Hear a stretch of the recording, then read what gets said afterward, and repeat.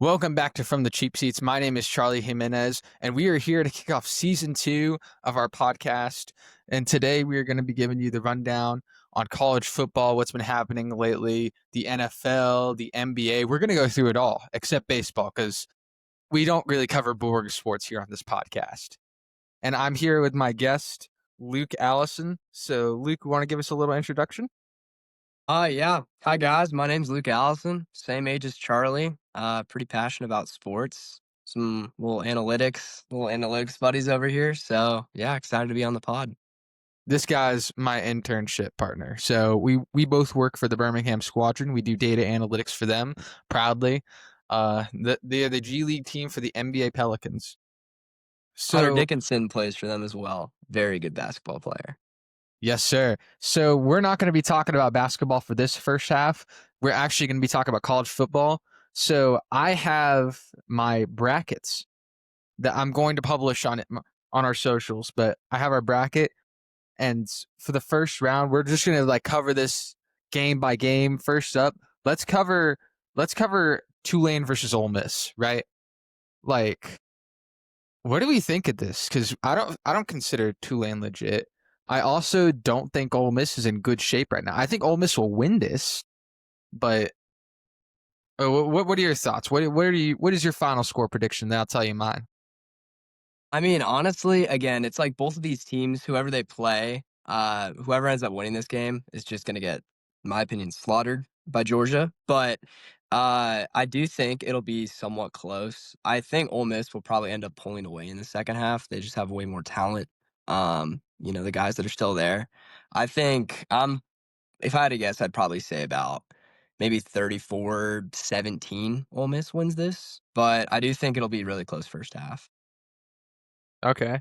No, that totally checks out. And so I think I have them winning this 27-16 because I think you're right. I think Ole Miss is just going to end up pulling away. I think obviously the bad team in these type of games typically jumps out first, takes the lead, that type of deal. But then Ole Miss is just they're too talented of a team. Their running back, I forgot his name. He's I believe sixth in the nation in rushing yards.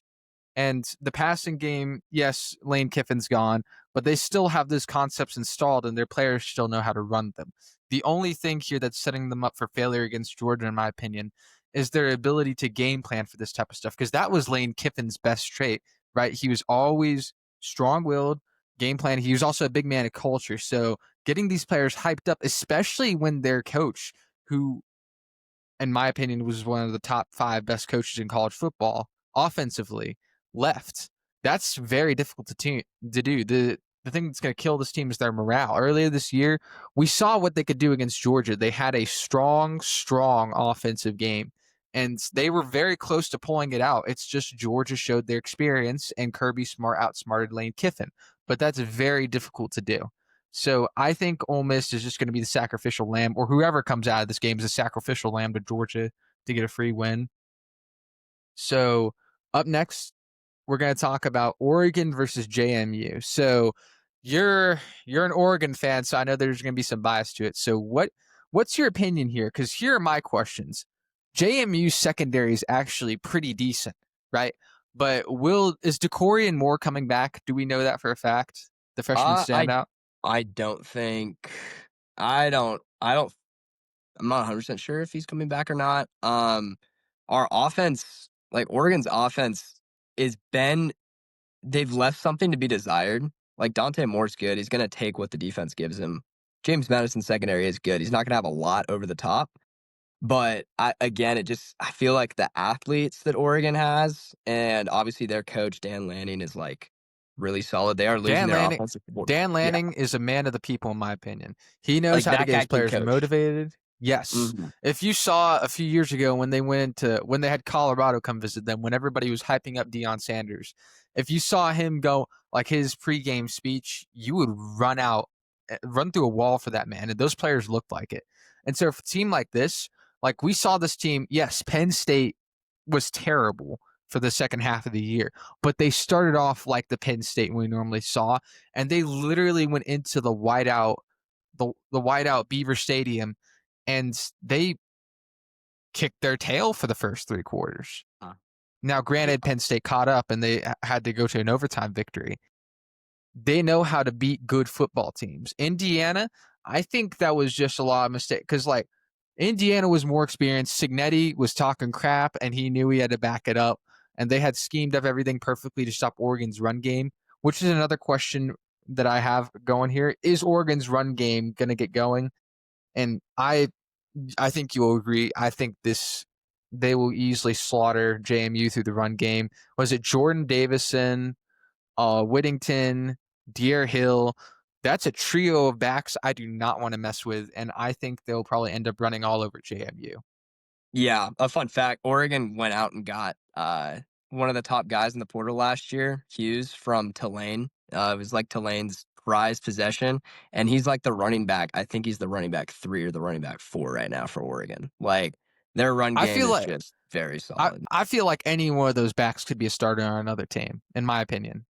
Yeah, Especially they do pride their running backs have a lot of pride in their running backs, that's for sure. and look at how big like Jordan Davison's like 6'1". Like, yes, like there are freaks like Derrick Henry that are 6'3", but you don't see a lot of these tall running backs being this big and fast. And Kenyon Sadiq, that's a player that the NFL draft needs to look out for. He's a matchup nightmare with, like, anybody. He's freakishly big and just fast and can catch crazy. He's had some pretty good highlights throughout the year so far. He's got some hands. For sure. Um, Yep. I'll go ahead. What's I was gonna astounding ask yeah. I was gonna ask a score prediction on this game. So for this game, I have Oregon winning 34-13. I think it's going to be 31-6 at half, and Oregon's just going to relax for the second half because there's no way they don't win this. They're way more athletic. They're way more talented than this football team. And Dante Moore's too good of a quarterback not to come out of this on top. And here's my thing. Look at what Dante Moore's able to do, and he doesn't have a single receiver over 1,000 yards. Yeah, definitely. I think Oregon will jump out to a pretty quick lead.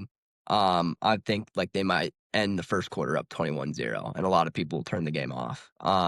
Yeah, for Yeah, sure. I And think I think it'll be a last kill. year, we saw SMU come into the playoffs, and Penn State was able to whoop their tail in the first half defensively. I think this is going to be very similar, but it's probably going to be worse, actually. It might be. Yeah, James Madison, good football team. They definitely have some bright spots, but I just think overall it's really hard to compete with a team like Oregon when you're James Madison. But I think they'll be able to get some points for sure, but For not sure. much you can do against the Ducks. Yeah, absolutely. And so let's move on to our next matchup, and I'm going to call this the fraud versus fraud matchup with A&M and Miami. This is just a matchup where I'm like, what do we expect to see here, y'all? Like, Texas A&M, they were down, what was it, like 27 points at one point. They came back and win against South Carolina. I don't know how they did that. Then they go into Texas. They get their butts whooped. They beat Notre Dame somehow, but that was because Notre Dame missed the extra point, which would have really sent that game to overtime, and I think Notre Dame probably would have pulled that out. And we'd probably see a whole different playoff scenario. But with Miami, I'm not comfortable with Carson Beck in the backfield throwing. There's so many games where it's like he'll have like one super good game like he did against Notre Dame, and he'll just like toss touchdown, be as good as you need him to be on third down. But then there are games where he'll just throw for at least 3 picks. It's so stupid. He's so inconsistent. It'll probably just really come down to, yeah, what Carson Beck we get. Because I mean, I feel like Texas A&M, they can this could be an ugly game, and Texas A&M, like you said, can come back from 20 plus, which is kind of crazy. But I also don't feel comfortable just going outright and just picking Texas A&M to win this either. Like, you really could get you get the full spectrum for really either team here on who's going to show up. So my prediction for this is A&M wins this 28-23. I think that's because Miami goes down, gets a touchdown, tries to go for 2 and misses, and then A&M just ices the football game. But really, I could see this if Miami wins this. I could really see this being a 26-18 or 19 win for them. I really don't know Marcel Reed and A&M have shown they can be mortal against Texas. They've been shown that no matter how much they come back, they can be pummeled to death by a running quarterback, which unfortunately Miami does definitely not have. Yeah, I think Miami might be able to kind of stuff Texas A&M. Question is for how long. So I'm going with Miami 24-17. But again, that Texas A&M offense, it's like a bottle cap. Like if they get going, if A&M gets going, they're gonna probably win the game. But I think Miami's defense might be able to Cristobal might be able to kind of confuse them enough to maybe give them that cushion of a window. But I think Miami might just edge out A&M. Okay, well, we'll see that. I like the contradicting predictions here. So next up is the one that's going to happen the soonest, and this is going to be exciting. I am an Alabama fan. Most of you know this, and I'm going to be forced to pick non-biasly. Alabama versus Oklahoma, baby. EC football. SEC over Big Ten, dude. Heard it right here. Got that. Yeah, here are my questions for this game. Will Alabama run the football well? That's the biggest question we've seen recently. They've shown against Georgia that they do not do that. It's a not going to happen situation. And a lot of that had to do with the fact that Jam Miller was injured, and he, in my opinion, is the best running back on that Bama team, besides Deere Hill. And the next one, and this one's one of the ones that's been bugging me for the longest. Will Ryan Williams catch for over 100 yards or at least 80 in this game? Because he has not been able to show up for Bama when they need him the most in the past few games, and it really shows. Look at the games where they won early this year, right? You've got, well, Wisconsin, obviously, he had 165 yards. But with games like Vanderbilt, he was their leading receiver with 98 yards and a touchdown. Then against Tennessee, he was also their leading receiver. And then against South Carolina, he was still their leading. Like every time they win, Ryan Williams has a good football game. But every time they lose, you don't see them get him the ball. They most of the time focus on Jeremy Bernard, who is not a bad receiver, but he is not as explosive as what Ryan Williams could be. So what do you think of Ryan Williams drop off? Like, do you think there's some injury we don't know about?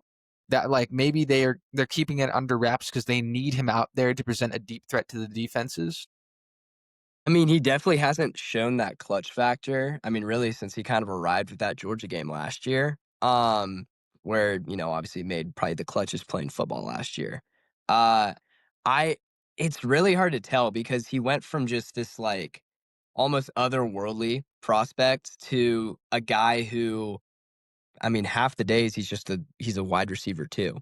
Uh, I feel like there could, I mean, I don't know if there's maybe a mental problem, like, he's just kinda off some days, or maybe a quarterback connection issue, which is kind of ironic considering he had Jalen Milroe last year. But I really wonder what is going through the coaches like, there has to be some reason that this freak athlete is not, he's getting 35 yards some games. Like, you just can't be doing that when you're one of the best receivers in college football.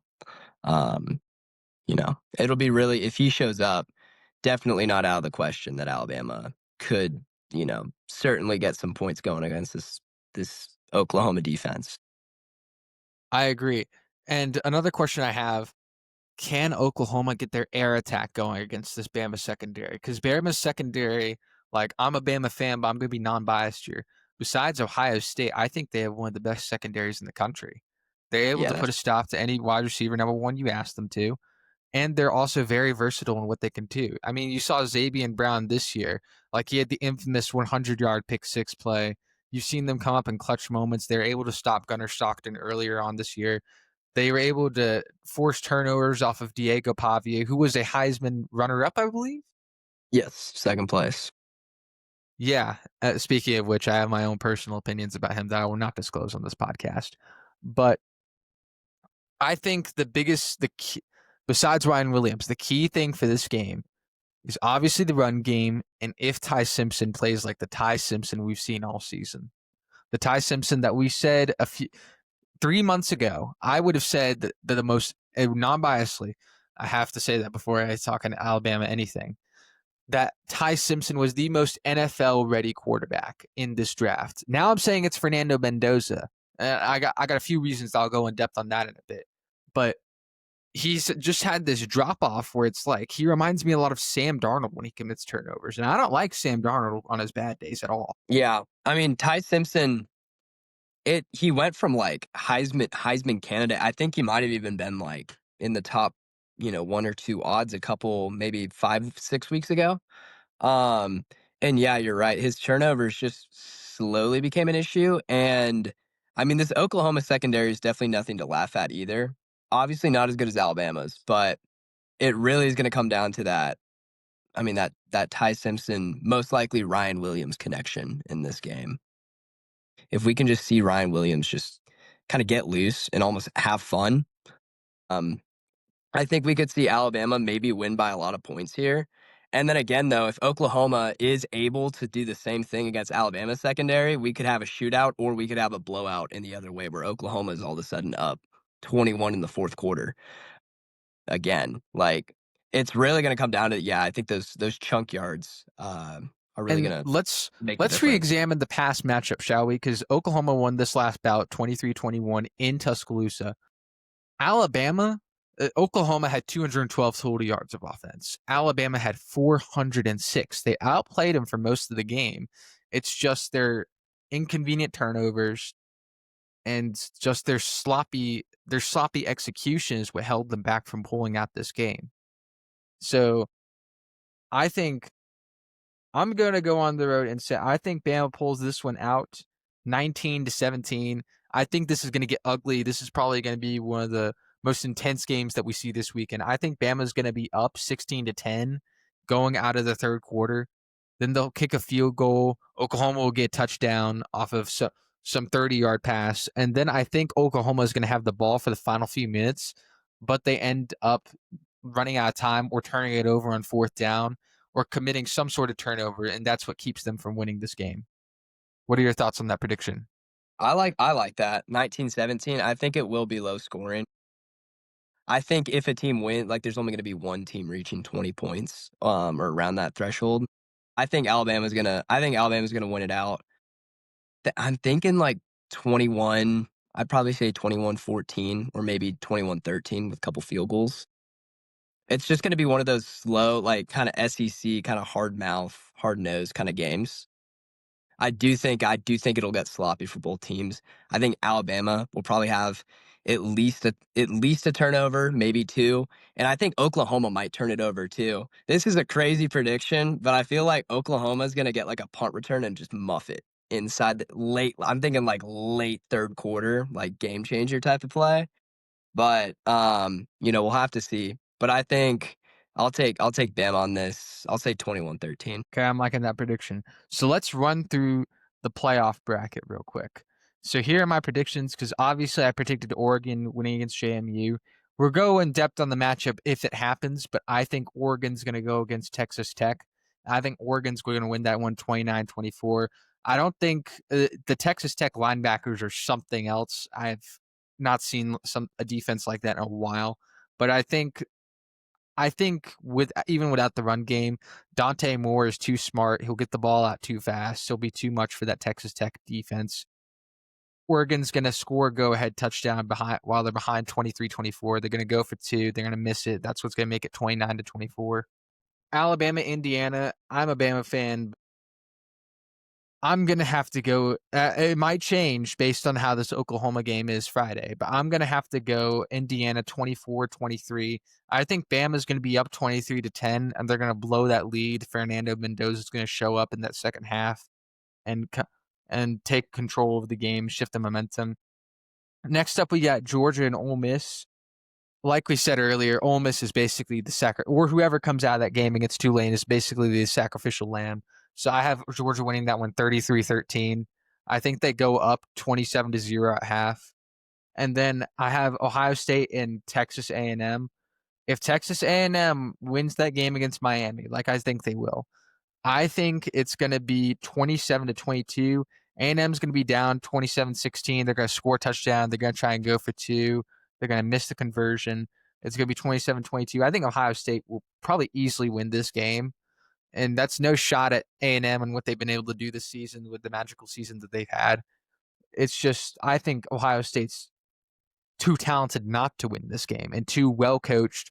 We've seen in the play, like the reason I don't have them scoring 40 plus is because like I think A&M's going to come in with something, obviously something to prove, their reputation on the line for whether or not they're a fraud this season, such and such. But we have seen Ryan Day come into the playoffs and score 40 plus points per game right off the bat. So I'm not questioning that Ohio State can drop like 42 or 41 on this team. It's if A&M is willing to give the effort to keep them from not doing. And so what do you Yeah. think of that round? That round, I pretty much agree with you. Oregon, Texas Tech, I think Oregon has the talent, like they have all the tools to kind of upset Texas Tech there. Now, if Texas Tech wins, it'll be because Jacob Rodriguez, the best defensive player in the country, probably finds a way to get a pick, a sack, 3 tackle for losses like he's done all year. If they can't contain Rodriguez, I mean, he kind of is the only hope for Texas Tech. They have a great offense, they have a good defense, but Oregon is just more talented than them outside of, again, Jacob Rodriguez. But I would take Oregon there probably. Very similar score to you. I'd take them maybe 31-24. I think that'll be close. Um, and then Indiana, Alabama. That will be such a good game. That is honestly, it reminds me of Michigan, Alabama in the Rose Bowl a couple years back, except I think it would probably flip where I think I could honestly see Indiana or Alabama winning. I would probably lean Indiana like 26-21. Very similar score there. I could see that game going to overtime even. Like that is just such a high, like marquee kind of game. I will lean like Mendoza taking the win, but I would say 26-21 Indiana. So we'd have similar matchup there. Same thing with you with Georgia. It's yeah, Ole Miss or even Tulane if they win. There's nothing you can do. Just you know, it's going to be tough. I think Georgia wins by 20 or 30. Doesn't matter who they play. And Ohio State, I have Miami winning this game. So for Ohio State, Miami, I do like Ohio State's defense. Like they're just so talented. We've gone over it before, but I mean, they had 2 sophomores in the top 7 for the Heisman, and 3 of their eligible juniors are all going to be top 10 picks. They're just star-studded. I think Ohio State wins probably something like 24-7. Their defense is really elite. I don't think Miami's gonna really be able to score on them that much. And I think Ohio State would waltz into a star-studded Final Four where you would have Ohio State, Georgia, and then a rematch of Indiana, Oregon. That's an incredible top 4 right there.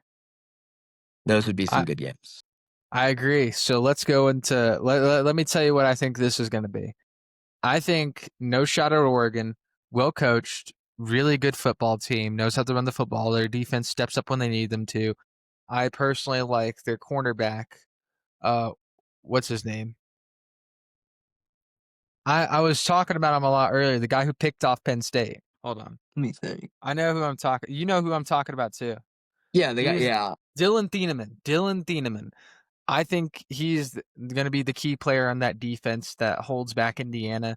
But I do think Indiana's going to win this because Fernando Mendoza, I'll just say it now, he's one of the most pro-ready quarterbacks in this thing because they've, from a news source and from also statistical study and concept study and game film, I've learned that Indiana uses pro concepts, like NFL concepts in their pass game. So really these throws that you see him making and not making, their throws, it directly translates to the NFL. What you're seeing right now is how good he can be in the NFL. Like what throws he can make, what throws he can't make, like where his athleticism can be applied in this game, right? And he is 6'5.5". That's almost like that's bigger than Josh Allen, I think. And so I think he's one of the most pro-ready quarterbacks I've seen. I don't think he's the best quarterback I've seen. I'm saying he's the most pro-ready. I think ceiling-wise, the guy with the biggest ceiling in this thing, I'm probably going to say, is between him and Dante Moore. I know Dante Moore's skinny, But Dante Moore to me reminds me, his stature and the way he throws the football reminds me a lot of Jaden Daniels. Not the run game, not his running speed, but the way he plays football reminds me of a Jaden Daniels Patrick Holmes combo. Not fully, but I think Mendoza outduels him. Heisman Mendoza for a reason. And then, well, what do you think of that matchup? First off, like my final score is 20-13. Indiana wins it. It's 20-10 going into the fourth. Oregon has it, and they can't convert on a fourth down, and that's what cost them the game. I can see that. Again, Oregon fan here. There is one tendency of Dan Lanning that when he first took over in 2022, in 2023, we had this tendency. Well, we lost early to Washington that year, and then we played really good the rest of the year. Washington actually played really poorly the rest of the The year. 20, Like they were barely beating teams that we were like the beating by 23-24 season. That's right, because they won against Washington, beat Oregon that season 36-33 earlier on that season. Then they early. went to the Big Ten championship and they won against Oregon 34-31. So I see what you're saying here. Yeah, and despite Oregon, even though they had a loss, Washington was undefeated. Oregon was playing so much better than Washington that Oregon was ranked ahead of Washington in the Big Ten championship with a loss because everyone was like, "Oh, this team's so good." And the exact same thing, literally it was almost the exact same score they lost by. And so Dan Lanning, like normally I would say it's really hard to beat the same team twice in a season. That's true for like almost any program. But yeah, Dan Lanning has kind of some trouble with that, and especially if Indiana's in his head a little bit. Washington was definitely in his head a couple years back. So I can definitely see a very real possibility where Indiana wins. Oregon's offense has been good but stagnant at times. They kind of keep Oregon kind of stagnant. I mean, Indiana held Ohio State to 10 points. I could see them holding Oregon to, 13, 14, 17 around there. And I could see Indiana scoring 20 plus. So I could see like 21-14 Indiana. Very real. Yeah. Okay, that's not a bad prediction. Next up, and this is my dream game to happen right here. This is what out of the matchups I want most, I want this to happen. Georgia, Ohio State. So I want to know first off, what do you think about these two Titans going against each other if it happens, and what do you think the final score would be? If this game happens, this will be the best game of the entire playoffs. This might be very similar to what happened in 2022, where this could really be like the national championship game as a semifinal. I think it will be very different than last time. I think instead of it being 42-41, you'll be looking at like high teens, very low 20s. I am, again, a biased Ohio State fan. Ohio State definitely has the talent to win this, like 24-17. But Georgia is also dang good, and they held, Alabama almost to 0 points up until late third quarter in the SEC championship game. I really could see this being like genuinely like a 13-10 game. This could be like a defensive classic, and I think Ohio State could win it 13-10. I hope there'll be a little more offense, just because that always makes it more exciting, and that probably gives Ohio State a better chance to win. But if I had to do a score prediction, I'd say 13-10 Ohio State in a kind of wild defensive showdown. I don't think that's a bad prediction. And Georgia is one of those, to me, Georgia has been getting better every game they've played. Like since that loss to Bama, you've seen them slowly go. Their defense has gotten better. Gunnar Stockton has gotten more consistent. The running backs, Nate Frazier, and the wide receivers, Zakari and Branch, they have consistently gotten better. And against that, in the SEC championship, they showed us how an SEC team plays, what an SEC champion actually looks like. And that's not, for Kirby Smart, I had to say, it's not often he does that against Bama, but they bullied Alabama. And I think Georgia is just one of those teams that has the ability to like physically outmatch Ohio State, not like athletically, but physically, like just be physical with them, bully them around, do something. When Indiana bullied them around, they didn't really bully them around. Jeremiah Smith had 144 receiving yards, and he had 18 yards of catch, right, and a 52-yard like deep play. So that wasn't really holding Ohio State back. Ohio State just made some stupid mistakes, right?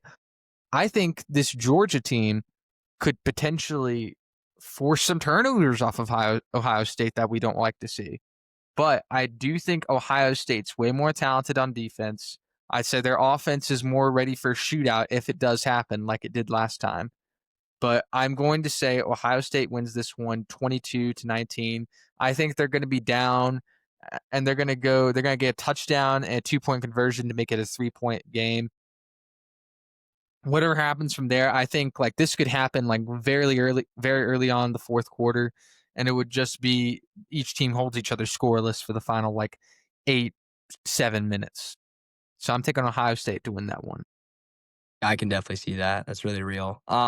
Yeah, Ryan Day is yet to really avenge that Kirby Smart loss a couple years back. He's kind of gone back and beaten just about everybody that's beaten him before, but Kirby Smart versus Ryan Day, round 2, that'd be a cinema game. Absolutely. And the preparation and culture those coaches have instilled is something that has not been done as well since Nick Saban. Steve Sarkisian starting to see it. You're seeing Dan Lanning do it. The hardcore. I'm gonna like these coaches. They're the type of coaches that will practice with that team. Like it's like Mike Vrabel style. You'll see them like on the field, like teaching them, hey, you do this, and they'll actually like do the snaps and all that. It's cool stuff. And for the national championship, I'll just say my prediction flat out. I think Ohio State and Indiana. Ohio State wins that one 28-18. I think they're up 21-10 against Indiana going into the fourth. Indiana gets a touchdown, 2-point conversion. And then Ohio State with another Jeremiah Smith dagger seals this one away, and they win it 28-18. I can definitely see that. That's a good prediction. Indiana played, I think, the best game of their lives when they beat them in the Big Ten championship. Like Mendoza played really good, really efficient. Their defense was really efficient, and obviously they, held Ohio State, but Ohio State did miss a 27-yard field goal with 3 minutes left that would have tied the game. In Indiana's perfect game, and Ohio State was far from perfect that game. I think if they get Carnell Tate and Jeremiah Smith going, we haven't really seen both of them get hot in the same game. I think Ohio State hasn't really needed that. They haven't needed to rely on, big, deep downfield plays. They usually just kind of take what the defense gives them. But like we saw against a Tennessee last year in the playoffs, and Oregon last year in the playoffs, Notre Dame in the championship game, Ohio State kind of let the offense free. And we saw what Jeremiah Smith and Carnell Tate did against Notre Dame. I think in the championship game, again, Ohio State's been here before. A lot of this roster's been here. Jeremiah Smith's been here. That definitely gives Ohio State a big edge. They've played deep into the postseason before, and Indiana hasn't. And yeah, I think Ohio State would win. I'd say 30-14 in the national championship. A blowout? I think it'll be similar to Notre Dame. I think Ohio State goes out. Indiana might hang with them for maybe a quarter, and then maybe quarter 2 and quarter 3, Ohio State hang some points. And if Indiana maybe responds later, they might be able to get to maybe 21. But I think Ohio State will win. I'd say 30-14. A very comfortable national championship win. All right. Well, that's it. That concludes us talking about the college football playoffs. Something that I think is one of the most exciting ones I've seen because they fixed the format finally. They're going to fix it again, obviously, to let teams like Notre Dame in, despite our objections, Texas, and everybody's mad about Vanderbilt. So I guess they got to let them in too. But Let Bobby in. I'm so excited to see this playoffs. I really am jumping out of my seat. So we're talking about college football playoffs, but there is a game tonight. Seattle and the Los Angeles Rams for the NFL. So this matchup, I'm pretty sure you're a Seattle fan, if I'm not wrong. Yes, sir. Very. So what are we thinking going into this game? What are some X factors? I think the biggest X factor is Nick Emanwari. If you want to see Cam Chancellor in a bottle, you can see Cam Chancellor in a bottle. This guy, I mean, he's a rookie out of South Carolina, was somehow a second round pick. Seattle has just utilized him. He's right now not currently favorited to be the defensive rookie of the year, but I think if a big game tonight can definitely put him in first place. The linebacker from Cleveland right now is still projected to win the award. But Nick Emanwari, I think, is being asked to play a Kyle Hamilton type of role. He's kind of positionless. He's been a safety who can bat down the deep balls that are going to be definitely thrown to Puka. But he also plays as like a linebacker. He gets tackled for losses and sacks all the time. The Seattle secondary, really, really, really good. The Rams are, I think they're without Devontae Adams officially. It's all the pressure is going to be on Puka Nacua. So, Puka and JSN this year kind of having the two best wide receiver seasons. I think that's going to be a big, I still think they Nakua aren't, is better. that's definitely a fair. I think he's definitely has a lot of very quality strengths that kind of outnotch some of JSN's. That kind of matchup of JSN versus Puka, we'll kind of see what'll happen because all the pressure is going to be on stopping Puka Nacua for Seattle, and I assume for the Rams they're also going to work on just stopping JSN. And Quandre Diggs is not a bad cornerback on Seattle. He's really good. I think he should be a Pro Bowler this year.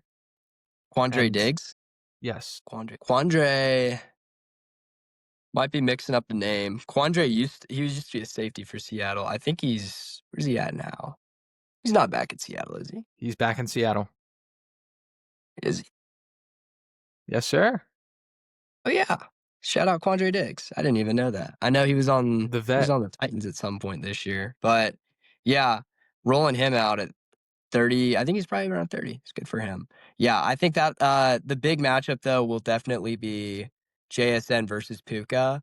And it's really just can the Rams get these deep plays? Devontae Adams as well has been their goal line weapon. Most of his touchdowns are within 5 yards. So I don't He think they'll have too much trouble putting it in, but uh, you know, it's gonna So my take on this, Devonte Adams is the Rams version of the tush push. They can basically lob him up one on one in the end zone. They can get him right. But I like what you said about Emin Warwick because that is my exact thought. Right. I think he's going to be one of the biggest impact players. I have notes where I was like doing a little pre-draft notes. Right. Like going in, I'm like, who are some players that I'm looking at? Like I did like my top 5 under the radar players. Like who am I looking at that I think is going to be really good? But nobody's really talking about them because there's a question mark. Eman Wari was at the top of that list. So was the Alabama linebacker that came out, number 11. I forgot his name. Uh, Let me see. Eagles 32nd overall pick was Jihad Campbell. Jihad Campbell was a question mark I had. He's not really a question mark anymore.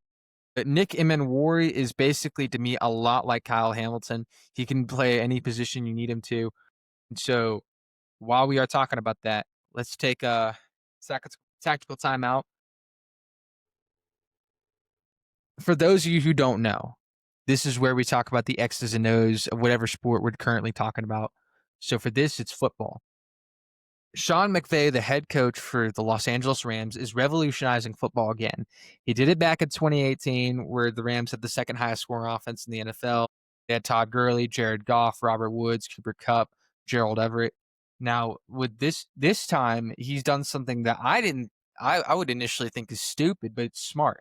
NFL defenses have recently adjusted to where they have the two high safeties, right? They're always ready for the receivers. They're always ready to play quarters coverage if they need and drop back, and they're not really worried about the run game until last year when we almost had two 2,000-yard rushers last year, almost 2,000 rushers. That's crazy.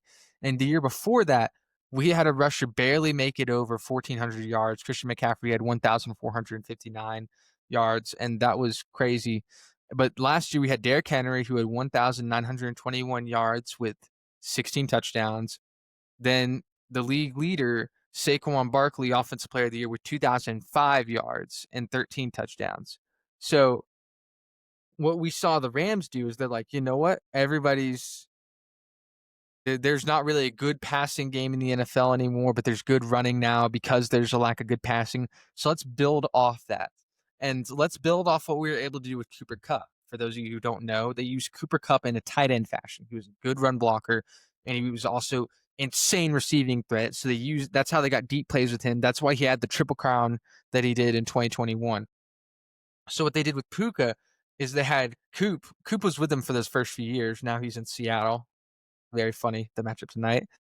And he was able to teach most of his skill set to Puka, including his. I've seen videos of them weightlifting together. So they're basically like the same player, except Puka's more athletic.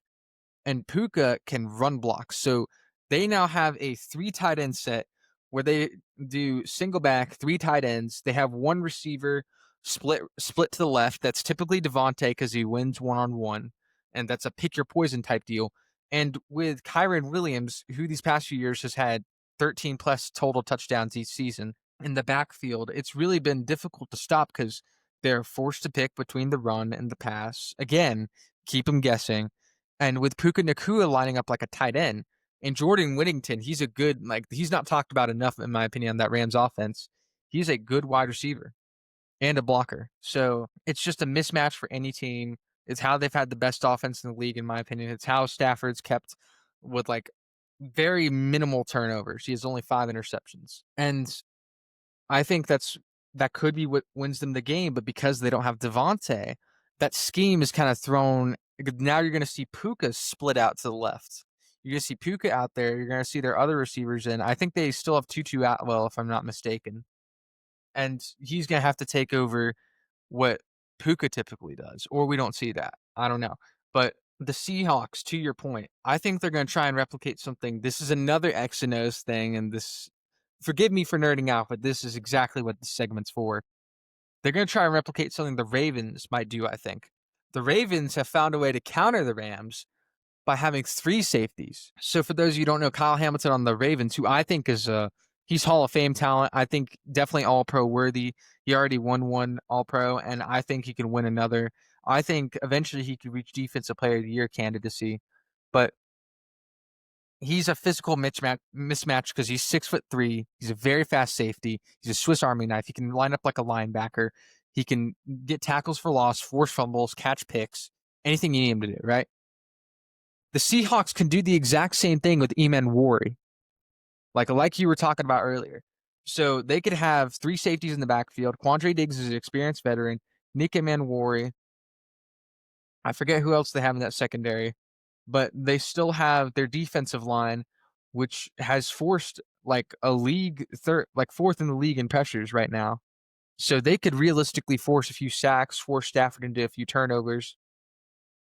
And especially with Eamon Wari being an athletic freak, they can have him do whatever. I think they could stop Kyron Williams because the key here is holding Kyron Williams' yardage back. Hold Kyron Williams back, force the Rams into obvious pass situations. That's what typical defense does, right? But for the Rams, it's especially poisonous because, like you said, now that defense can key in on Puka Nacua. So that is why I think the Seahawks are going to win this thing tonight, 28-13. Definitely a bold prediction there. You brought up some really good points in the tactical timeout.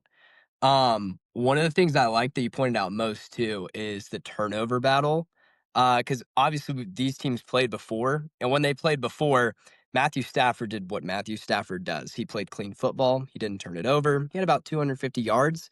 And Sam Darnold, on the other hand, threw 4 interceptions, which is like, oh, he was seeing some ghosts.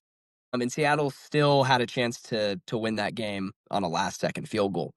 Uh, if Sam Darnold plays clean football, which is now a big if, he has thrown a lot of picks. He's definitely not the MVP candidate he once was, 8 weeks ago. A lot of this is going to come down to the turnover battle. And if there's a defense that can force Matt Stafford to maybe throw a pick or two, it's going to be a defense that has Devon Witherspoon, Nick Emanwari. Quandre Diggs is still kicking it. They have Leonard Williams at the D line as well, Byron Murphy. And here's something we're DeMarcus forgetting Lawrence.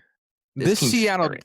This Seattle defense, the Texans are the leading defense in the NFL with 16.3 points per game. Seattle is second with 17.3, and Seattle has a better offense. Yes. It's just going to end up being who kind of shows up. The Rams definitely the last couple years have gotten the best of the Seahawks. That's kind of a McVay versus McDonald battle that this will be another really interesting installment because I, you know, it's like one of those things where it's like looking at it on paper, Seattle played a really bad first game and still almost won. Uh, the Rams played a pretty good game and, almost lost it. So, my score prediction for this is going to be 27-21 Seattle. I think Puka Nacua is going to go off. I think he might have 160 yards and a touchdown or two. But what I think the real difference is going to be is I think Matt Stafford's going to throw a pick, and I think that the defensive line for Seattle is going to get through. I think Eamon Worry might have a sack. And I think Leonard Williams will probably get home a couple times, get some good pressures. So when it comes down, late fourth quarter, I think it might be a turnover by the Rams that kind of changes the outcome of this game. Not a bad prediction. And might I add, I said when Mike McDonald left Baltimore to become this head coach for the Seahawks, I said this team's going to be a playoff team in like 4 or 5 years. I didn't imagine it would be 2. Like Yeah. that shocked me right off the bat. And now I know he's sitting there waiting as the third string, but I think Jalen Milroe, because Darnold was turnover prone early on in his career and had trouble with NFL defenses too. I think once Jalen Milroe gets trained up by him, he's going to be a big threat, like almost like Russell Wilson 2.0, but worse and more athletic. Yeah. I bet Ravens fans are wishing that, when it came time for McDonald, they they would have gotten rid of Harbaugh and just promoted within. But that's a story for a whole different. Ravens fans have probably their own opinions on that. I agree on that part. But let's move on to the infamous, and this everybody has been waiting at least 6 months for the return of this segment. Have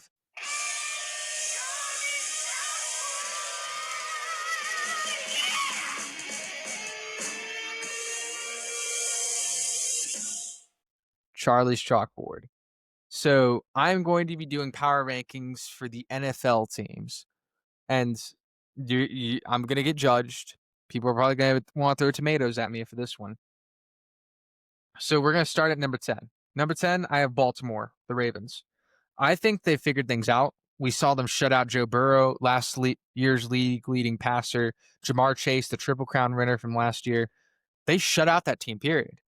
And it's something that I don't think that's very difficult to do especially against a desperate Cincinnati team. So I think despite ranking them 10th, I think they're, besides Seattle, are the best team capable of beating the Rams. They probably would have earlier this season if Lamar was healthy.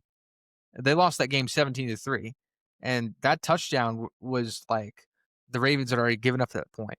So I think they're the most suited team capable of beating the Rams when healthy. Quote me on that. And then at number 9, I have the Niners. Listen, they have a winning record. They're third in the NFC West, which is impressive with a 10. Is it 10-4? They're 10-4 now. They can still win the division. Yeah. They can still win the division. But what I don't like here is all these injuries. And like with Bosa out, with Fred Warner out, if those two were back in, I would put this team in the top 5, right? No question, in my opinion. Even without good receivers, they've had Juwan Jennings and Slick Rick step up.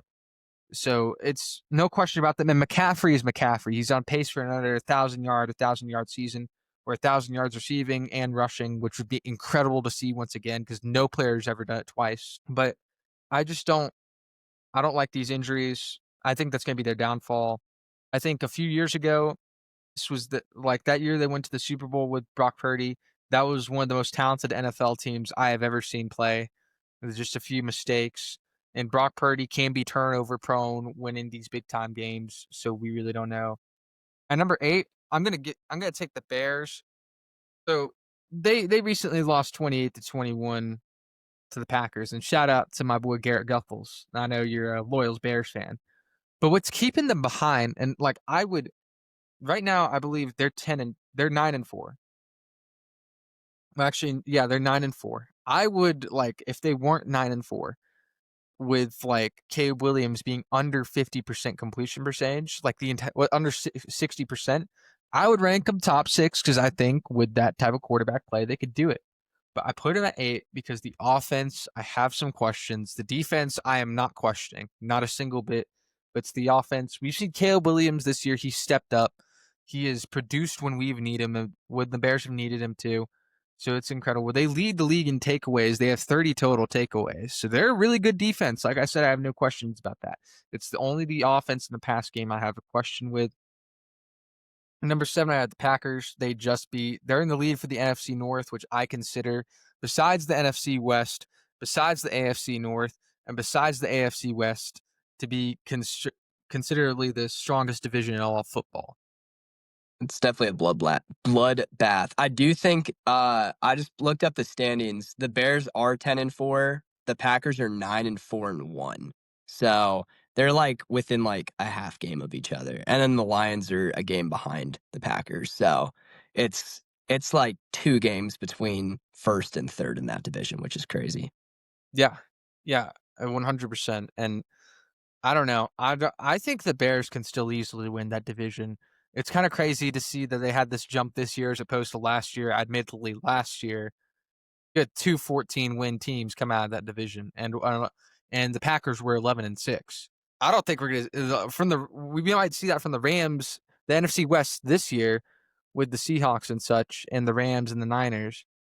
But I don't think we're gonna see that for a while. At number 6, Yeah, I mean, imagine telling someone that like next year the Cardinals would be leading the NFC West. Like, yeah, I'd be like, you're crazy. Like, that's like basically what happened last year with the Bears. Like, it's insane that they're on top of the division right now, technically by like half a game or whatever. It's wild. agreed. At number 6, I have. This is where everybody's gonna question me. The Bills. Y'all, I don't like the way they're winning these football games. They have been so overly reliant on their turnovers. Joe Burrow, in order to win 39-34, they had to get 1 interception from Burrow that turned to a touchdown, then a pick 6 from Burrow, right? I don't think that would happen again. Like 9 times out of 10, that's not happening again. They rely too often on their opponent's mistakes, and they remind me a lot of the Cowboys. They play to their opponent's level, and there's just some games where I'm like, how did they lose this? Like the Dolphins, they lost 30-13. Like it wasn't, and we just saw the Dolphins get whooped by the Steelers, but then the Bills beat the Steelers also. So I have question marks about that. And against the Texans, we saw like they're not going to do good against a good passing defense. And that's not good. And they're overly reliant on rush touchdowns. They lead the league with 24, right? But 12 of them are from their quarterback. James Cook, he is very talented. He's on pace for 1,700 rushing yards. He will be an all-pro, probably second team. But I don't think the way they're playing football on offense is going to win them this. Because, Luke, look at it like this. In the playoffs, right, we talk about January football where you run the football. That seems like this team, right? Except here's the thing. That's the only thing they do spectacularly well. They have once you key in on stopping that run game, like if they face the Texans again, I think the Texans could win because the Texans beat them 23-19 without Stroud. Imagine when they have him. Yeah. The Bills, they definitely overly rely. They rely on too many. This almost reminds me of like people would joke about like the Chiefs like devil magic they would always pull out to win like these close games. That's kind of what the Bills to me feel like this year. Like they keep pulling out these really close wins where again everything's going, their like perfect way to get that record that they're at. Definitely not crazy to have them at 6. A lot of the factors going to come down to Josh Allen. If he can we haven't seen him really turn into Superman too many times this year. Or when he does turn into Superman, they're still only winning by like 3 points. It really is going to come down to how well the team outside of Josh Allen can play, which so far they haven't played that great. I 100% agree on that. And not just that. We see I feel like Josh Allen has Superman this team to too many wins at this point. That last game against the Patriots, they're down 21-0, right? The Patriots, I think, outplayed them, but the reason they won is because Josh Allen had to will his team to win. I'm not questioning that Josh Allen's a good player. My question is Buffalo as a team, and I don't think they're built to win a Super Bowl. This is his best chance. Without Mahomes in the playoffs, I just don't think they're built to win one. Without that kryptonite in there. And this is also going to be a really big test of the coaching, too. Is this the last stop, or like is this the final ride? If you can't win now, might be fired type of year. Because what more could you ask for? Agreed. I think if McDermott gets fired, they're going to promote Joe Brady to head coach. That's just how I think that'll work out. But They should. at number 5 on Charlie's chalkboard, we have the Texans. They beat the Bills. They no question beat them. They manhandled Patrick Mahomes and that Chiefs offense on the road, and Stroud back and Nico Collins finally showing up once again. I think this team, I'd say this team, I'll be honest with you, is built to win a Super Bowl. And also, if Myles Garrett did not exist, like let's pretend he doesn't exist, I could say any one of the like Stingley, Will Anderson Jr., Daniil Hunter, they could be in the topic for DPOY candidate. I know Micah Parsons was early on, but he's injured, so he's out of here also. Yeah, that's very good take. They're getting hot at the right time. They're getting healthy at the right time, which that might matter more than anything else. We haven't really seen this team healthy too many times, and the fact they were able to kind of will their way to some wins while unhealthy, and now they're like gelling. They have the potential to be really scary. I would definitely not want to play them in the playoffs. There's a lot of teams I'd rather have than the Texans on my schedule. 100% agree with that. Next up, we got the Broncos. They have the third best defense in the NFL. Notice how a lot of these teams right here have like the best defense in the NFL. Like last year, people said like the Chiefs are crappy because they had the best defense in the NFL, but they're barely winning games, right? These teams, they're winning games by a decent margin, right? Like the Texans are winning by 6.8 points per game. And let's see, what else? The Packers are winning by 4.8. And the Denver Broncos are winning by 5.8. But here's the thing.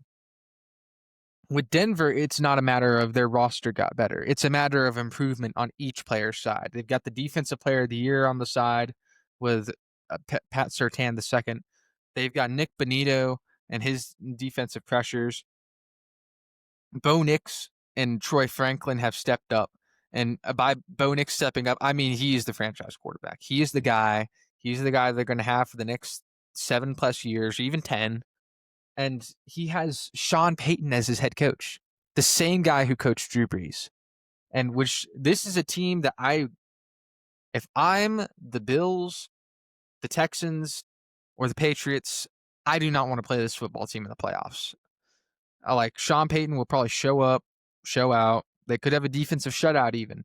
And they've shown that they could score 33 points in one quarter, which I've never seen before. Yeah, Broncos are terrifying. The AFC is so almost top heavy in a way. Yeah, the Broncos, they've asked, like Bo Nix has been asked to do a lot in his sophomore season, and he's throwing the ball downfield. He's hitting multiple different receivers. I mean, they have like their pass catchers are they have a really underrated group of pass catchers, in my opinion, all like from Evan Ingram and Troy Franklin, guys like that are a little bit more Cortland Sutton under the radar.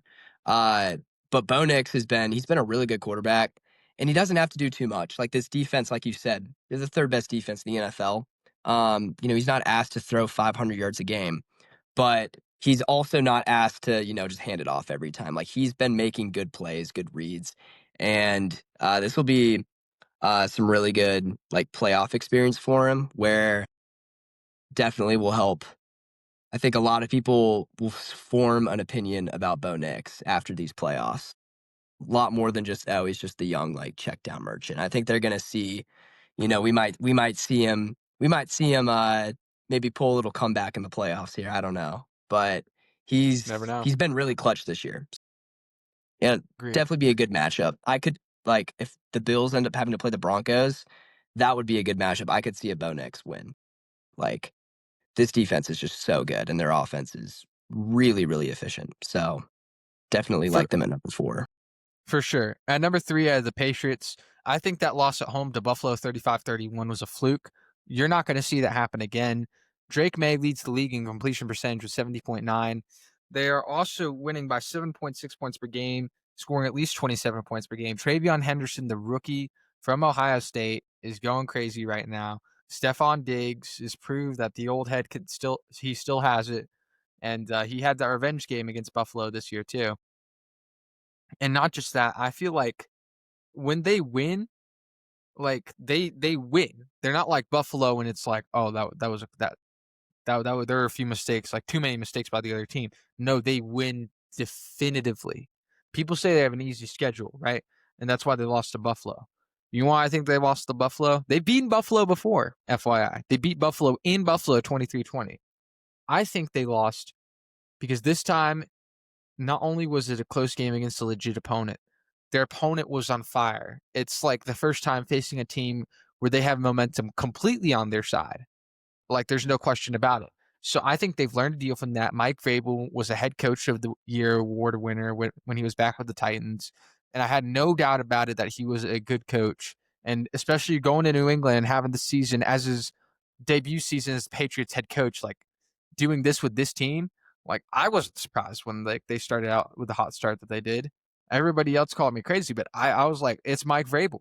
He is that guy. He was a part of the Patriots. He knows their culture. He brought some of his own culture there from Tennessee, and just bam, you get this monster of a team with the second year quarterback Drake May looking like Patrick Mahomes did his second year. Exactly. They don't call him Drake May for no reason. Yeah, for sure. And next up, I have them winning today's game, but I have the Seahawks, right? I think that when the Rams are healthy, they're better. Obviously, I'm going to have it 1. But the Seahawks, besides the Texans, have the best defense in the NFL, no question. And it's the way their defense is conformed, right? Mike McDonald, he forms the defense. He teaches each individual player the concept, like that they're running, right? Like he teaches the D lineman the different pressures they have. He teaches secondary this, but those players also leak those concepts to the other positions, right? Like cornerbacks tell the defensive lineman, hey, this is this. They can literally, if they want to, make a brand new play in the middle of the game on the field just by combining those different modules of those concepts. That's what makes them dangerous. And JSN obviously is the primary OPY candidate. OPOY, I mean, Offensive Player of the Year with 1,541 yards, leading the league by far, with Puka Nacua following closely with 1,367. And he did miss a game, mind you. But Darnold, the reason they're at 2, Darnold's too inconsistent for my liking. Last year, we saw when they needed him most against the Lions to win the division, threw 3 picks. Against the Rams, first round, threw 2 picks. It's just too. And he has 11 interceptions right now, which is 4th in the league. So there are just too many question marks about his consistency. That's why I hesitate to put them at 1. What do you think of that?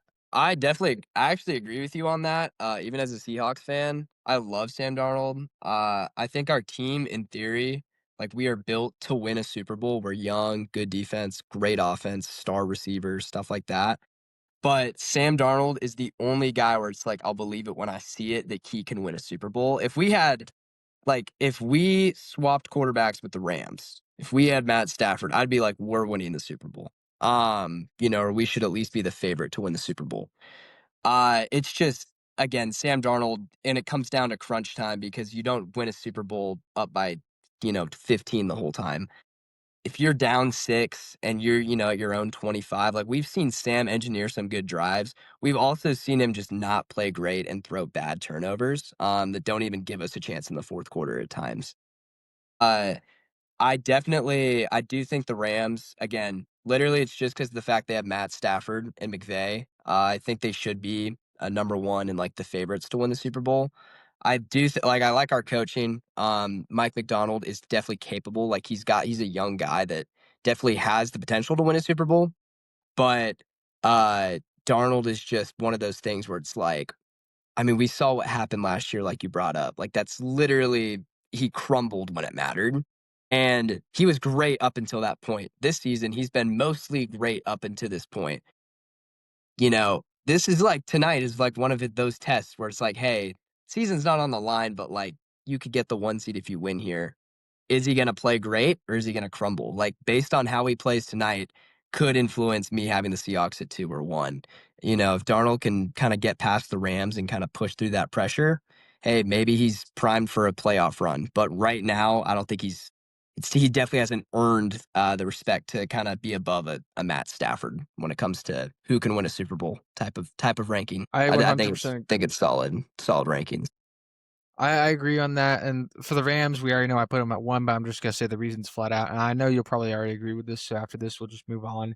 The Rams, Devontae Adams has 14 receiving touchdowns in 12 games. That's insane. He was on pace for 18. He's probably going to end up with 15 or 16 now. And once he comes back, they'll be primed to snag the 1 seed for the NFC. They're winning each game by 11.4 points per game. Actually, the Seahawks have a greater point differential than they do. The Seahawks are winning by 11.6 points per game, which is not something I saw coming, but oh well. And so that's why I have the Rams at 1. I think Stafford is going to win the MVP, not close. I hate to say it, but he's going to definitely win for sure over Josh Allen. And yeah, I think the Rams are the best team in the NFL right now. And so let's move on to our next segment. And this will be our parting segment, Luke Allison, when after we're done talking. But is this the end of the Kansas City Chiefs dynasty? So let me hear it. Let me know your take. Short answer, no. Andy Reid, Patrick Mahomes, anytime they're on the field together, like they are competitors to win, if not, in the favorite like top 2 or 3 teams to win. We've seen them start off pretty bad before. We've seen them start off like 4-6 and they come back and they make the playoffs and then they're in the Super Bowl or the AFC Championship game. Um, Obviously this is gonna hurt. This is Mahomes' like first like big injury. The rest of the team is just getting older. Guys like Chris Jones um, are definitely starting. They're past their prime. However, and I think you will probably share the same sentiment. They're going to get a good draft pick for the first time in like 7 years this year. They're actually going to have a pretty premier pick. If Mahomes' injury leaks far into next year, they might have a high draft pick next year as well. I mean, I wouldn't advocate for them tanking, but if Mahomes is like really needs the time, uh, they could wind up with say like maybe number 13 or like number like 12 draft pick this year, and then next year they could have a top 5. Like that's scary. For a team this good. They're still gonna have their core. They're still gonna have Rasheed Rice. They're still gonna have Trent McDuffie. Like they're still gonna have guys. They're still gonna have their coordinators. Andy Reid. Dynasty is not over. Tom Brady. Like how There's you 10 didn't mention years. Travis Kelsey. Yeah, Travis Kelsey. He's been efficient this year. He's definitely had a better year this year than last year. But what is he? 36, 35. He's He's 37. not going to be in the future. I don't There think. was a I think maybe podcast he down did, his one New more Heights year. podcast. They recently talked. He recently said, "I think Patrick Mahomes will be back, and the Chiefs will be set up for a win sometime soon." He notice how he didn't say we. He said the Chiefs. Yeah, So that's. I think he's retiring after this season. And I also that could think be.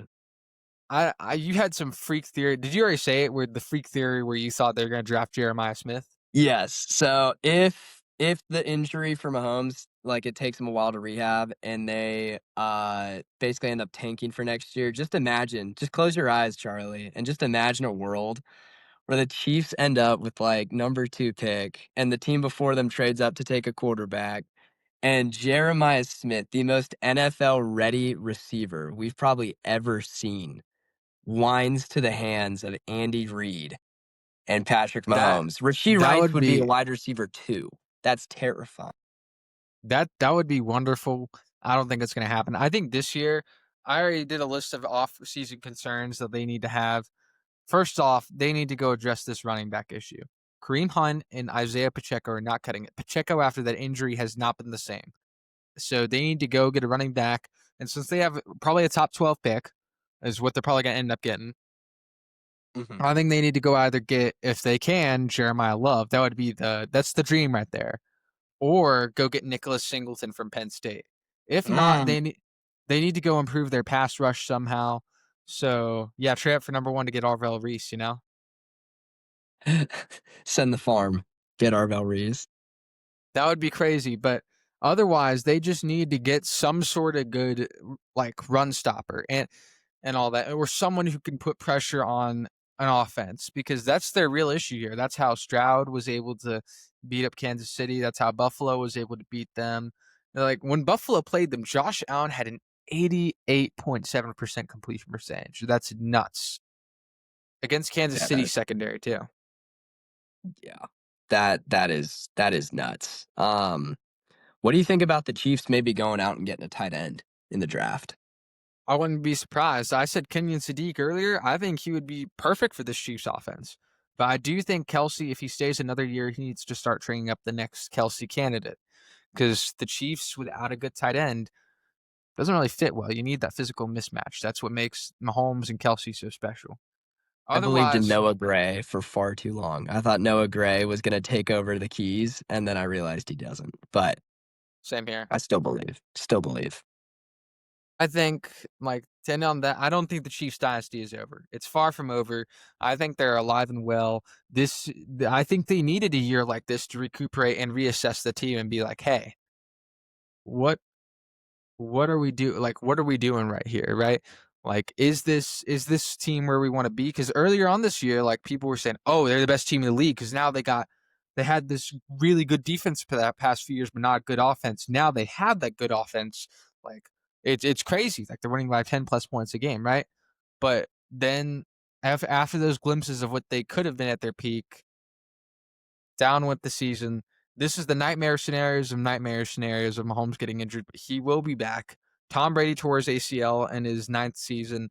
This is Mahomes' 9th season. They both had 3 rings at that point. Like, Mahomes got his and earlier. exactly. And Tom Brady went 10 years. There's a 10-year gap between him winning his first 3 rings and his second 3 rings. So, like, they could miss the playoffs for 4 years.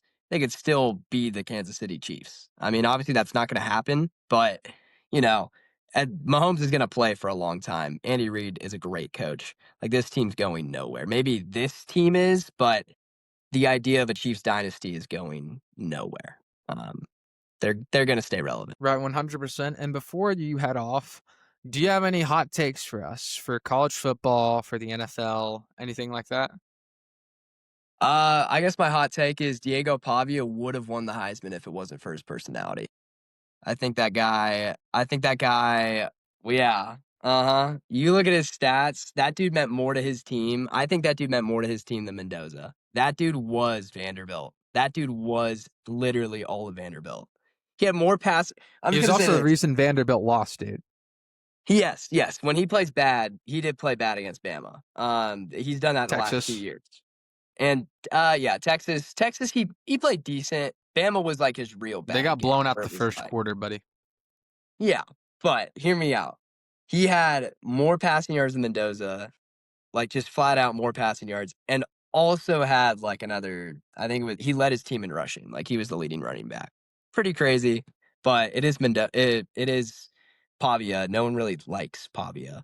Um, yeah, I hate him. but yeah, he's a personality. I think there would have been more of a case for him winning Heisman, uh, if it wasn't for, like, so many people just having a huge disdain, which he has earned. He's earned, like, a lot of the hate he gets, especially the way he reacted to losing the Heisman, but I think, like, stats-wise, he low-key might have been the most, like, valuable player to his team. So you're telling me that, well, to his team, yes, but Heisman's not just that. It's like whose team had the best record, stuff like that. Yeah, Other than that, they factor in that. and I also, I don't I know. agree. I agree that personality nonsense, that 100%. Also, I have. Oh wait, Rams Seahawks pulled up right here, dude. Hey. So I'll be watching all NFL's gonna flag you right now. They're gonna take down the whole stream. unsponsored NFL stuff, But anyway, I know you probably have to get going. Let's set the record straight first. So you're an Ohio State, Oregon, and Vanderbilt fan. Grew up born in Columbus. I just have to defend this. Born in Columbus because it looks really bad. Born in Columbus, so there's both my parents went to college there, so got OH, and then moved to Oregon. Uh, so that's where I grew up for like 15 years. Went to Duck games, like Justin Herbert, all those guys loved them, Mariota, and then moved to Nashville, and then I worked at Vanderbilt for a year. So I worked with their sports thing over there. So I got to I like got a good vibe of all 3 of those schools, and their fan base. And it was when I went to Vanderbilt, I, like, thought Vanderbilt was gonna suck. That was the year they beat Bama and stuff, so that was, like, just a crazy ride. That's crazy. So So can you tell like, I know you probably gotta go, but can you tell us real quick, like, what'd they have you do? Like, were you on that sideline for the field rush? I was. So I was doing sports marketing. It was an internship with sports marketing and ticketing. So for ticketing, I would like go to all the game days and I was like behind the booth doing everything. And then at halftime, we would always get to go on the field to watch the games. So I would got to go on the field when they beat Bama, and like you know, I was on the field when we beat. We had like an overtime game against Virginia Tech. We're like, oh, we're kind of good this year. Like maybe we're not going to win 4 games, and then obviously Bama happens, and it's crazy. Um, and then the sports marketing, that was a lot more like basketball. So I was on the court doing like promotions and stuff for basketball, a couple football games, but mainly like the basketball, which was they also shout out Vanderbilt's low-key an underrated basketball school the last 2 years. This year, both teams are undefeated, so pretty cool. Insane, Um, dude. Well, yeah, we just lose audio. I think I might have lost audio. Are you muted? yeah, that was my fault. Luke, pleasure to have you on here as a guest. I'm gonna go ahead and cover the NBA Cup real quick. So Yeah. look Hey, forward to seeing you again, and please mhm. join us next time, dude. Hey, thanks for having me, Charlie. You rock, dude. Adios, Peace. man. All right, so next up, we're gonna be talking about NBA Cup, right? And we're going to be doing this without my analyst Charles, but are the Knicks the favorites to win the East now? Because they won the NBA Cup pretty convincingly. They came back down 10 against the Spurs. They're able to take over in the fourth quarter. And many people were saying they're the East favorites. And I'm going to go ahead and say yes, like most definitely. The most complete team, most uninjured team, in fact, because Halliburton is now injured. So the Pacers are out of the question. And the Celtics without JT, I don't think they're able to perform well in the playoffs. On top of that, we've got the honest, I don't think he can one man army his team to the playoffs like Jokic can. That's just my personal opinion. Also, the Celtics do not have Holiday anymore, so I think they're out of the question for the East title. As for the rest of the Knicks, I think the Knicks are the most complete because they should have been in the finals last year. The fact that Indiana made it and made it a good finals was insane. I loved it, but I still think the Knicks should have been in it. And with that being said, let's move on to my NBA power rankings. This is not Charlie's chalkboard. This is just power rankings. So here are my power rankings. At number 10, I have the Timberwolves. I think the Timberwolves really could be, you can make the case they could be an 8, but with Anthony Edwards and Julius Randle like as their primary offensive weapons, they're always going to be up there. Their defense is looking it's getting better. It's consistently getting better, but right now they're not up there. Ant-Man is having to one-man army his team to wins almost with Julius Randle's inconsistency. At number 9, I have the Raptors. I'm gonna be real. Like, the only reason they're ahead of the Wolves is because they have a better record. I think the Wolves are a better team. The Raptors, as far as I'm concerned, are very their schedule they've had some odd wins and some not odd wins, right? Like, managed to beat the Bucks, they've beaten the Nuggets before. I have no question about Emmanuel Quickly. I think he's a good player. Jacob Poeltl, I still don't know how he's there. Scotty Barnes has been good for a few years, so no question about him. But at number 8, I have the Celtics. They don't have Holiday. They lost one of their primary defensive weapons. Jaylen Brown cannot one man army this. Like Jaylen Brown is built to be a 2. He was the Finals MVP, but in my opinion, he's built to be a 2. He needed JT. Now he doesn't have JT, and he's forced to be the primary scorer for this team and also primary defender too. I think Porzingis is still he's too inconsistent, like, when it comes to injuries, and Peyton Pritchard, he's still meant to be a 6 man. He is still meant to be a 6 man. He should not be starting. I don't think it's a good idea, and I don't see things working out well for them in the playoffs either. Even if JT returns, I think this roster is too dysfunctional, and this is why the modern day NBA is great, y'all, because we can have a insane champion the one year that we're comparing to the Warriors because they went 17-2 in the playoffs one year. That's the second best record compared to the Warriors. So that's just how it's going to work out, right? You're going to have good teams one year and then terrible teams the next, except for the Thunder. They're somehow they, they've they've they've seen the Matrix basically. At number 7, I have the Pistons. Cade Cunningham is, of course, doing his thing. They're running the East right now, 21-5. I do think that the Knicks will overtake him for the lead toward the end of the season. But for now, I'd say the Pistons could very well make it to the second round of a conference championship. I really don't know. The East, it's just in shambles. I'm gonna be honest with you. When making this power ranking, I look at it and I think there's not one good team here that I think can definitively beat OKC besides New York. I'm being brutally honest in that. And number 6, I have San Antonio. The Spurs have looked incredible this season. They've had the Slash brothers with Stephon Castle and Dylan Harper, who's the second overall pick. It's insane that this team was able to get 3 top 5 picks within 3 years. That's incredible. And this organization is very well run. They know how to win championships. They know what a championship roster is supposed to look like. And I'm going to quote Manu Ginobili on this because after they've drafted Victor Wembanyama, he said, "Give it 3 years, then we'll be a championship contender." And they're reaching that level right now. Dylan Harper, besides Cooper Flag, is the best rookie there is. And not only that, with with Harrison Barnes, the old vet, playing the way he has, it's looked great. Devin Vassell, he's been with this organization a long time. He's improved drastically. And Victor Wembanyama, no question, I am not going to question at this point. In my opinion, he's a top 5 player in this basketball league. No question. Defensive player of the year favorite. On top of that, I think he should be in the MVP conversation. And next up, and not just that, Stephon Castle was improved as a passer. Last game against the Knicks in the NBA Cup, he only had 1 turnover, 13 points, 11 assists. Insanity. At number 5, I have the Nuggets. They are winning. They are doing incredible on offense. They lead the league with 125.6 points per game. And they have an astounding 51% field goal percentage. And it's just insane to look at because they're doing this with Jokic, Jamal Murray, a little bit of this, a little bit of that. And who else? I believe they got out. They traded away. I've got so many player names in my head this season.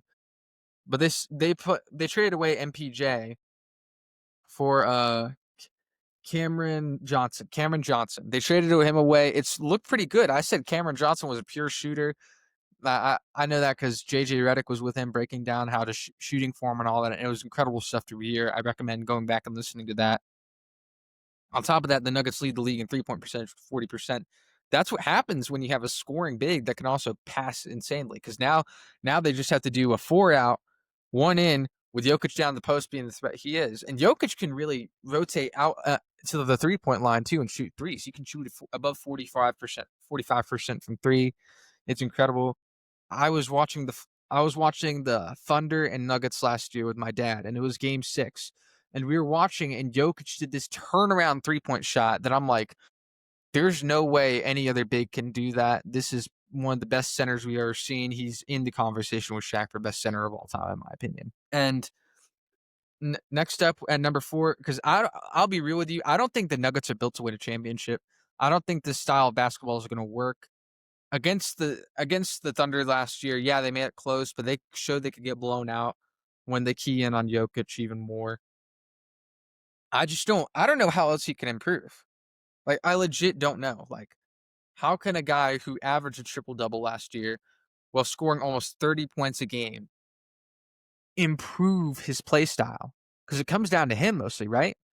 So I don't know how that's going to work. This coaching right now, again, I think it's mostly the roster doing the work for him.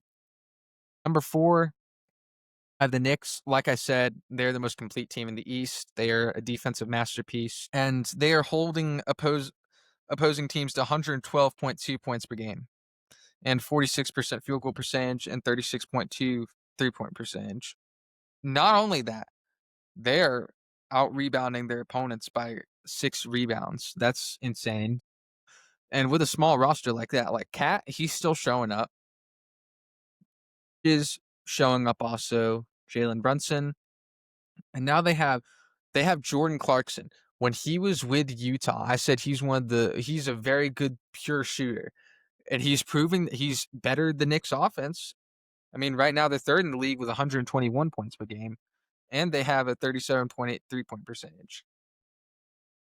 Number 3, I have the Lakers. DJ Redick, I get it. Stupid first head coaching year. They had 50 wins, but in the playoffs, he made the questionable decision to start all of his starters for the entire second half. What on earth makes you do that? He had LeBron starting, and LeBron is like 40 at the time. You're gonna run your 40-year-old to death? I mean, come on, JJ. But I digress. They right now are, what is it? 11th in the league in scoring with 118.2 points per game. They're right behind the Nuggets for field goal percentage with 50.4. And they are, I'll just say this, they are like, out of these players I have in these power rankings, they lead them in turnovers. They have 15 turnovers a game. That's just Luka Doncic for you. I find it insane that him and Austin Reeves are doing what they're doing. And it's, I'm not going to make any more comments about that, but it's insane. Luka averaging 34.7 points per game. Here's my thing. The reason Luka didn't win MVP that one year with the Mavericks when they went to the championship, because he averaged 34 points per game, well 33.9 technically, 9.5 assists, 9.2 rebounds, right? He averaged almost a triple-double while leading the league in scoring, but the reason he didn't get it is because their record. They're 18-7. They keep going on the trajectory they are. He'll have the record to prove it. I think he could win MVP easily. And then the Rockets at number 2. I had some question marks going into the season about the Rockets, but I'll just say this. They are defensively, I think, like the best team, like besides they aren't ranked top 10 defensively, right? But oh wait, hold on. I need to double check this because I might have gotten some of my stats wrong. Incredible. They are top 3 in defense. They allow 111.2 points per game. Yeah, okay. Like I was originally going to say, because my stat sheet got it messed up. That's my bad. They are a defensive monster. Kevin Durant's, people don't realize how underrated of a defender Kevin Durant is. And with Sengun on there as well, and the rest of the roster consisting of, hold on, give me a second. Amen Thompson. I don't know how I forgot. Fred VanVleet, obviously Steven Adams. And then you have Reed Shepherd. Reed Shepherd, the second year, has looked pretty good so far this year. I'll be real with you. But with KD, that scoring threat is really what they needed. That's what they have. They're winning each game by 9.6 points per game, right? That's the second best differential in the league. And I look at this team and I think, yeah, I think they can win the finals. I think this is KD's last chance to do it. This is the last chance with a good team. I think he might retire after this, or he'll do what he says and play basketball until his legs fall off. I don't really care. Kevin Durant, in my opinion, is out of the conversation for greatest player of all time. Because look at these teams he's trying to go with. He's got all these super teams, but that's another topic for another time. Number 1, OKC. There is not a single game they walk into where I don't think they can win. They're winning each game by 16.7 points per game, which their record, they tied the Bulls last year for 13.5 points per game win point differential. This would shatter that record if they kept this pace. And they have the second best offense and by far not even close to the best defense, holding their opponents to 106.2 points a game. And not just that, they can do everything. Anything you ask them to do. They need to shoot threes, they'll shoot threes. They need to score mostly inside the paint, they can do that. The only issue I have with this team is, will Chet Holmgren stay healthy? Will the rest of the roster stay healthy?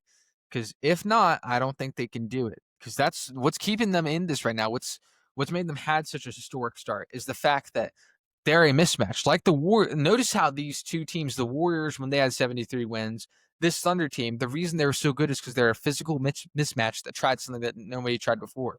For the Warriors, it was their three-pointers. Relentlessly, they did something good the year before that won them a championship, and they're like, you know what? Let's go all in. That's what the Thunder are doing. Their defense, they have the small ball defense that's able to swarm those any player with the ball and just force turnovers. And that's why they were able to take down the Nuggets last year, because Jokic and the Nuggets play at a slower pace.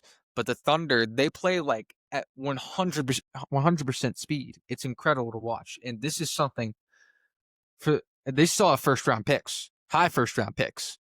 Don't expect this team might be the first dynasty of this new modern era.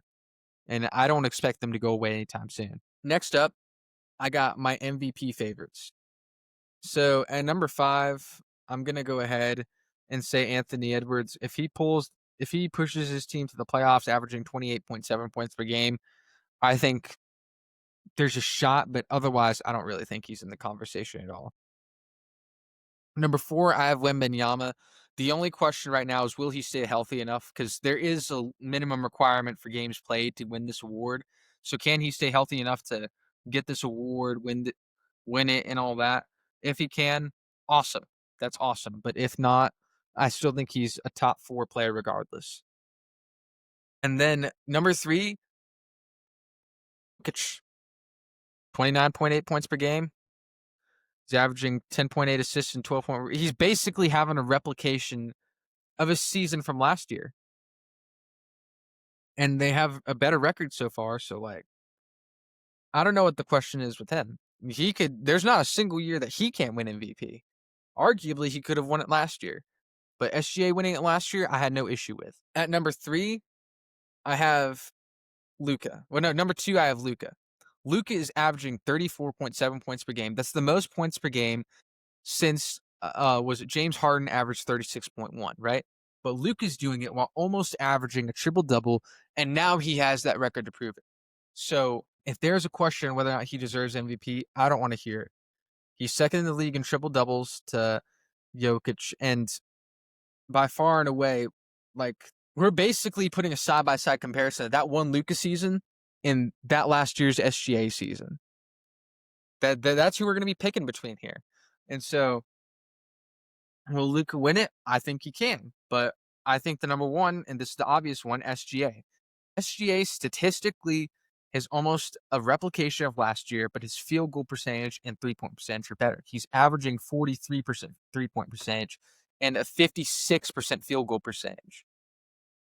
Y'all, that's incredible. For a point guard, point guards typically average 47.2% on a good season. Like Steph Curry, he averaged like 44 last year, but averaging 56, that's like big man type stuff, like a guy who only does dunks and layups. But SGA is doing it while shooting 2.2 3 points per game. I think he can easily win it. He could also, like, what makes him, why I put him above Luka is because he's also a better defender. That's what makes him good. And this record too. If the Thunder win 70 wins this year, SGA is getting it. No conversation. And so, with that being said, that's my final take for this From the Cheap Seats podcast. Thank you for tuning in for season 2, and tune in with us next time for episode 22 next week, where we will cover college football, do more of the NFL playoff race, maybe even Super Bowl predictions, and we'll sneak in some NBA here and there. So this is Charlie Jimenez signing off.